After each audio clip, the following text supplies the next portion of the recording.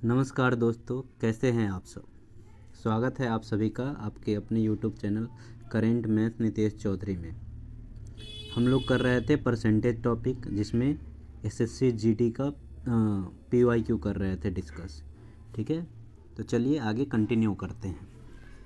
Question है हमारा कि एक भिन्न के अंश में 88% की वृद्धि किया जाता है। एक भिन्न है यानी फ्रैक्शन है, उसका अंश यानी न्यूमरेटर को 88% यानी 88% बढ़ाया जाता है। फिर हर यानी डिनोमिनेटर को 55% बढ़ाया जाता है। तो जो भिन्न है, भिन्न का मान हो जाता है 1504 अपॉन 775। ठीक है, 1504/775 हो जाता है भिन्न का मान। तो हमें मूल भिन्न क्या है ये बताना है। तो मान लीजिए कि पहले भी जो भिन्न था वो x और x/y था। ठीक है, ये अंश है x और y हर है, यानी x न्यूमरेटर है और y डिनोमिनेटर है। अब कह रहा है x को जो है 88% बढ़ाया जाता है, यानी 88% बढ़ाया जाता है। ठीक है, तो अंश जो है x का कितना हो जाएगा 88% बढ़ाने पर 188% हो जाएगा। ठीक है, और हर जो है y उसको 55% बढ़ाया जाता है। तो y कितना हो जाए, ये हर कितना हो जाएगा, y का हो जाएगा 155% यानी 155%। ठीक है, इसके बाद ये जो वैल्यू है वो हो जाता है कितना 1504 यानी 1504 अपॉन में 775 यानी 775। तो हमसे पूछ रहा है कि मूल वैल्यू यानी मूल भिन्न यानी कि जो x/y है उसका मान क्या होगा। ओके, तो देखिए परसेंटेज से परसेंटेज ये कट जाएगा।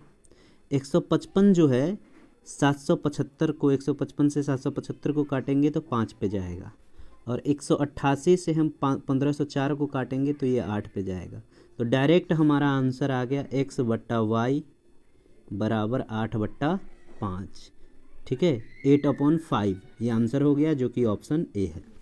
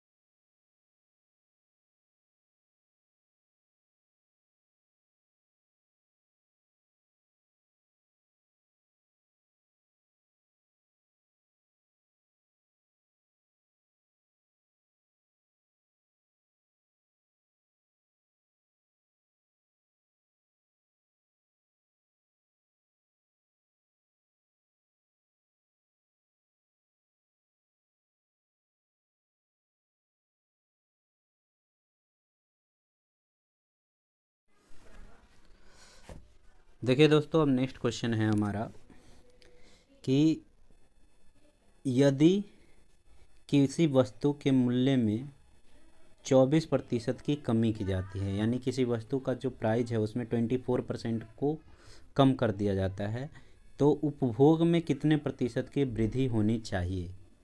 मतलब उसका जो खपत है उसमें कितना प्रतिशत का वृद्धि होना चाहिए। तो मान लीजिए कि वस्तु का कीमत है 100 रुपया, ठीक है, और व्यक्ति 100 रुपये का ही वस्तु खरीदता है, ठीक है। अब इसका कीमत 24% कम हो जाता है, तो 100 का 24% यानी 24% कितना होगा, 24 ही होगा, ठीक है। तो अब वस्तु का कीमत 24% कम होने के कारण 100 से 24 कम हो गया, यानी हो गया 76। अब नया कीमत हो गया 76, ठीक है। यानी पहले जो व्यक्ति है 100 रुपया में जितना सामान खरीदता था, अब उसको 76 रुपया में ही उतना सामान मिल जाएगा, 76 रुपया में ही उतना सामान मिल जाएगा। तो इसका मतलब उसका 24 रुपया बच रहा है, तो 24 रुपया का वो और सामान ले सकता है, तो वो उसको जो अधिक सामान मिला वो हो गया। तो अगर हमें परसेंटेज में इसको बदलना है तो 76 नीचे आ जाएगा, और कितने का एक्स्ट्रा सामान मिल रहा है, 24 का। इसको हम परसेंटेज में बदलेंगे तो 100% से मल्टीप्लाई कर देंगे, ठीक है। 24 और 76 दोनों जाता है 4 के टेबल से, ये 6 पे और ये 19 पे। 100 और 6 को मल्टीप्लाई करेंगे आप तो 600 हो जाएगा, और 600 को अगर हम डिवाइड करेंगे 19 से, ठीक है, तो 31 पॉइंट समथिंग आएगा, जो कि ऑप्शन डी है, ठीक है। तो यही हमारा आंसर हो गया। देखिए दोस्तों, अब नेक्स्ट क्वेश्चन है हमारा कि जब एक वस्तु के मूल्य में 40% की कमी किया जाता है, क्या जब एक वस्तु के मूल्य में 40% कम, वस्तु का मूल्य 40% कम कर दिया जाता है, तो इसकी बिक्री 60% की वृद्धि हो जाती है। इसकी बिक्री में 60% की वृद्धि हो जाती है। 60% जो है इसका सेल बढ़ जाता है। तो हमसे पूछ रहा है बिक्री पर कुल प्रभाव क्या था, मतलब बिक्री बढ़ेगा या कमेगा, हमें ये बताना है। ओके, तो मान लीजिए कि वस्तु का कीमत था 100 रुपया और 100 रुपया का वस्तु बिकता था, ठीक है। अब इसमें 40% की कमी आ गई, क्या आ गई, 40% की कमी आ गई इसके मूल्य में। तो 40% की कमी आना है मतलब 100 का 40% 40 ही होगा, तो कितना बचेगा वस्तु का कीमत, 60 रुपया बचेगा, ठीक है। अगर 40% कम कर दे तो 60 रुपया वस्तु का कीमत बचेगा। अब हमसे कह रहा है कि अब जो है कीमत कम होने के कारण वस्तु का जो सेल है यानी बिक्री है वो 60% बढ़ जाती है, ठीक है। तो 60% बढ़ जाती है, यानी पहले जितना सेल था वो उसका 160% हो जाएगा। 60% का बनने का मतलब है कि 160% हो गया पहले जितने सेल के। तो 160% को 160/100 लिख सकते हैं हम, यानी काटने पे आएगा 96। अब 96 रुपये का जो है सेल हो रहा है। तो देखिए पहले 100 रुपये का हो रहा था, अब कितने का हो रहा है, 96 का ही हो रहा है, यानी 4 अभी भी कम है, 4 यूनिट का सेल अभी भी कम हो रहा है। और 100 का 4 यूनिट आप निकालोगे तो आएगा 4%, यानी आंसर हमारा 4% है, ऑप्शन सी, ठीक है। एक तो ये तरीका है। दूसरा तरीका ये है, अब दूसरे तरीके से भी इसको आप कर सकते हैं डायरेक्ट। दूसरा तरीका क्या है, जब लगातार एक वृद्धि और एक कमी दिया हो तो उसमें हम क्या करते हैं, उसमें एक रूल होता है, जैसे दो बार लगातार किसी ऑब्जेक्ट का मूल्य बढ़ा रहे हैं, या एक बार बढ़ा रहे हैं एक बार घटा रहे हैं, ठीक है। तो उसके लिए रूल होता है, मान लीजिए कि एक बार x% बढ़ाया और फिर y% फिर से बढ़ा दिया, ठीक है, तो नेट कितना बढ़ाया, ओके। या मान लीजिए एक बार x बढ़ाया और एक बार कम कर दिया, एक बार क्या कर दिया, कम कर दिया, तो नेट जो है, नेट कितना चेंज हुआ ऑब्जेक्ट मतलब उस वस्तु के प्राइस में, ये निकालने के लिए डायरेक्ट एक फॉर्मूला होता है, x plus y plus x y upon में 100%। ठीक है, ये डायरेक्ट फॉर्मूला होता है। अब एक चीज़ आपको याद रखना है, जब बढ़ेगा वैल्यू तो उसको आपको पॉजिटिव में लेना है, और जब घटेगा वैल्यू तो उसको आपको नेगेटिव में लेना है वैल्यू। ठीक है, तो यहाँ एक पहले कह रहा है 40% कम किया जाता है वस्तु का ये क्या मूल्य 40% कम किया जाता है, तो 40 को हम माइनस में लेंगे क्योंकि ये कम हो रहा है, जिसके कारण बिक्री 60% बढ़ जाती है, तो 60 को हम प्लस लेंगे। ठीक है, फिर यहाँ पे वैल्यू पुट करेंगे x इंटू वाई, तो देखिए एक प्लस में है एक माइनस में है, यानी ये वाला साइन जो है, ये वाला साइन प्लस का वो माइनस में आ जाएगा, और x है 40, y है 60 और अपॉन में है 100। ठीक है, इसको सॉल्व करेंगे तो जो आंसर आएगा वही हमारा आंसर होगा। तो देखिए यहाँ से -40 और +60 क्या आएगा, +20 आ जाएगा, और इसको जब सॉल्व करेंगे ये वाला पार्ट, तो 0 से 0 कैंसिल, 0 से 0 कैंसिल, इसके बाद तो क्या बचा -24। ठीक है, और 20 में से +20 है -24 है, तो आएगा हमारा क्या -4, और -4 होने का मतलब है कि कम रहा है सेल। ठीक है, मतलब पहले जितना सेल था उससे 4% कम ही होगा, तो इस कंडीशन में भी आंसर हमारा सी आया। ओके, ऐसे भी कर सकते हैं। चलिए अब नेक्स्ट क्वेश्चन देखते हैं। नेक्स्ट क्वेश्चन है, यदि किसी खाद्य तेल की कीमत में 45% की वृद्धि हुई तो उपयोगकर्ता खपत को 20% कम कर देता है। ठीक है, क्या कह रहा है, खाद्य तेल में कीमत की वृद्धि कितनी हुई 45%, तो खपत को कितना कम कर दिया 20%, तो इस खाद्य तेल पर व्यय कितना प्रतिशत बढ़ेगा ये हमें बताना है। ठीक है, तो देखिए इंक्रीज हुआ कितना 45%, तो डायरेक्ट हम परसेंटेज निकालेंगे +45, और खपत कितना कम कर दिया 20, यानी -20, फिर प्लस, अब यहाँ पे इन दोनों को मल्टीप्लाई करेंगे 45 × 20, और ये 20 माइनस में है नेगेटिव, तो ये वैल्यू पूरा नेगेटिव हो जाएगा, ये वैल्यू नेगेटिव हो जाएगा, और अपॉन में आ गया 100। 20 से 100 को आप काटोगे 5 पे, 5 से 45 9 पे, 9 आया। इसको सॉल्व करने पर आएगा +25 -9। ठीक है, तो कितना आ रहा है, यहाँ आ रहा है 16%, तो यानी जो खाद्य तेल पर व्यय जो है 16% बढ़ जाएगा, यानी आंसर होगा हमारा ऑप्शन बी। ठीक है, इसको आप दूसरे तरीके से भी वैसे भी कर सकते हैं, दूसरे तरीके से भी, तो दूसरा तरीके से कैसे करेंगे ये भी देख लेते हैं। चलिए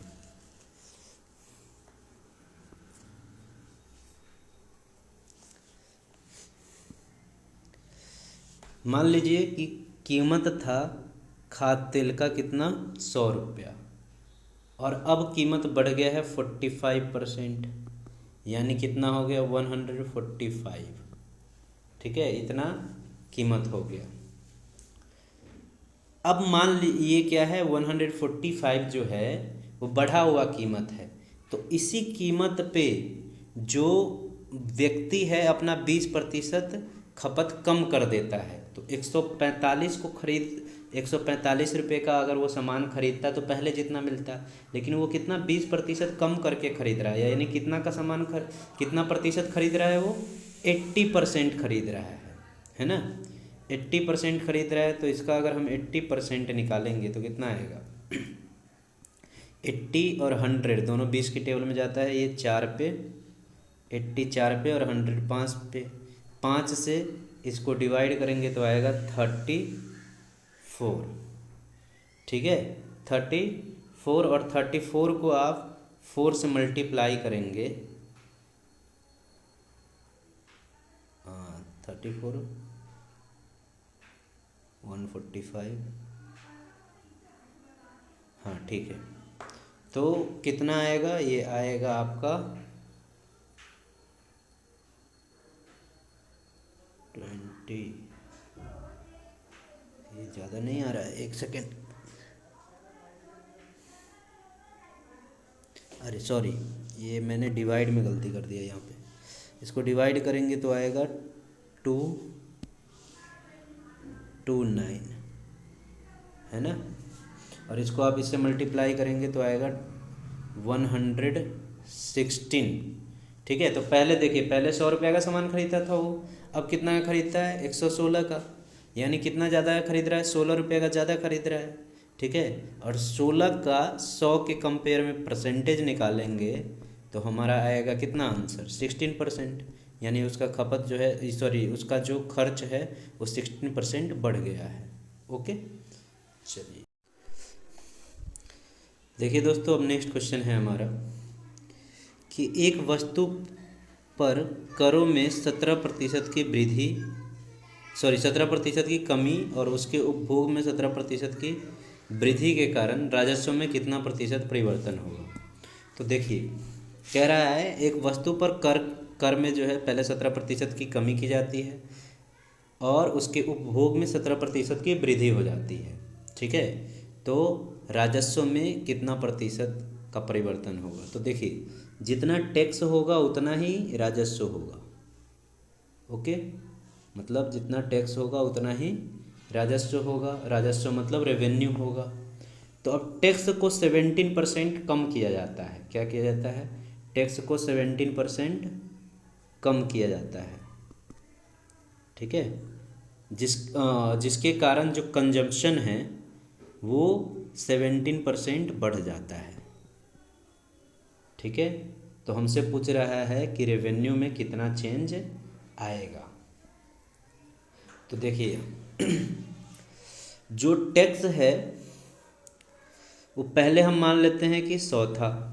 इसको भी आप दो तरीके से कर सकते हैं। डायरेक्ट वो वाला मेथड लगाकर कि एक्स वाई वाला, x plus y plus x y, है ना। जहाँ पे कम रहा है, वैल्यू कम हो रहा है, वहाँ पे उसको हम नेगेटिव में लेंगे। तो अगर इसको सॉल्व करें तो पहले कम रहा है तो -17, फिर बढ़ रहा है तो 17 प्लस 17 इंटू -17 और डिवाइड में 100। तो ये कट के तो 0 हो जाएगा। अब इसको सॉल्व कीजिएगा तो वह आएगा -289 अपॉन में 100, यानी 2.89% जो राजस्व है वो कम होगा। ठीक है, रेवेन्यू कम हो जाएगा, जो कि ऑप्शन बी है। ऐसे कर सकते हैं। ठीक है। और दूसरा तरीका से भी कर सकते हैं। देखिए दोस्तों, अब नेक्स्ट क्वेश्चन है हमारा कि एक परीक्षा में उपस्थित होने वाले कुल छात्रों में से 93% यानी 93% स्टूडेंट पास हो जाते हैं और 9,275 स्टूडेंट फेल हो जाते हैं। ठीक है। तो परीक्षा में उपस्थित होने वाले कुल छात्रों की संख्या कितनी थी, ये हमें बताना है। तो देखिए, टोटल स्टूडेंट 100% होगा, उसमें से 93% पास हो जाते हैं, यानी 7% फेल हो जाते हैं। और 7% का वैल्यू हमें दे रखा है 9,275, 9,275। ठीक है। तो यहाँ से अगर हम 1% का वैल्यू निकालेंगे तो ये 7 से इसको काटेंगे तो 7 एकम 7, अच्छा 22, 22, 3, 2, 5। 1% का वैल्यू ये है। तो हमें निकालना है 100% टोटल छात्र निकालना है। तो इसमें 100 से मल्टीप्लाई करेंगे, यानी 132,500 आंसर हो जाएगा, जो कि ऑप्शन सी है। ओके।